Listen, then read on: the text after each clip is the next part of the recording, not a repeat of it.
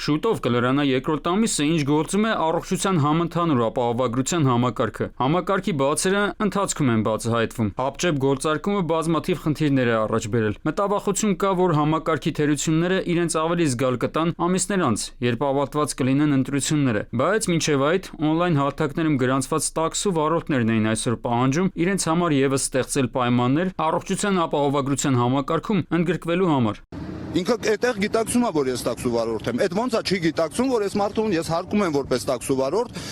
դեպքում բերեք գրանցված աշխատող համարենք այդ մարդուն։ 5%, տեսեք, օրինակ, եթե ես կատարել եմ 1000 դրամի պատվեր, 50 դրամը գնում է պետությանը։ Վարորդները նշում են, որ բավականին շատ են աշխատում, ինչպես ասում են, յոլա գնալու համար, սակայն օնլայն հարթակները էական տոկոսներ են գանձում տրված պատվերներից։ Այսինքն ստիպված են օրական 10-12 ժամ աշխատել, որպեսզի մեքենայի վարձույթի գումարը հանած իրենց եկամուտ մնա։ Սկզբից առանց տոկոսեր, հետո 3-4% ու բարձրացավ կամաց-կամաց, այս պահին տոկոսադրույքը մինիմալը կազմում է 25%։ Մի խոսքով վարորդների պահանջն այն է, որ գոնե վճարվող գումարի դիմաց գործատուն իրենց գրանցի, որպես աշխատող, պետությունն էլ իրենց վճարած տուրքը համարի հարկ եւ գրանցի համընդհանուր առողջապահության ապահովագրության համակարգում։ Այսօր վարորդներ կան վթարից, որը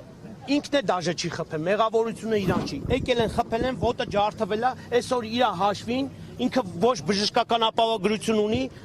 բժիշկներին փող է տալիս։ Թող շեմ նշանակվի 150-200 հազարն է, որը եթե ես ամիսը քշում եմ 200 հազար, ուրեմն այդ ամսն ուրեմն ես համարվում եմ աշխատող։ Մեծ հաշվով համակարգը մշակողներն ի սկզբանե նշել են, որ տարիների ընթացքում այստեղ ընդգրկվելու են հանրության բոլոր շերտերը։ Սակայն այստեղ հացը միայն վճարվող հարկերը չեն։ Համակարգը հիմա ենթադրում է կոնկրետ վճարումներ, որոնց դեպքում միայն անձը կարող է համարվել առողջապահության համընդհանուր ապահովագրության համակարգի շահառու։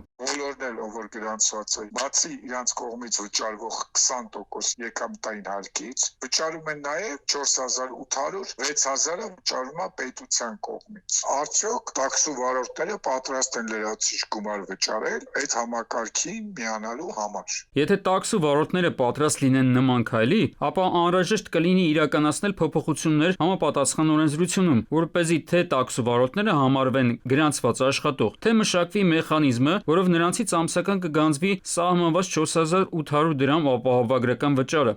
Արմեն Նաթալյան, ժամը լրատվական։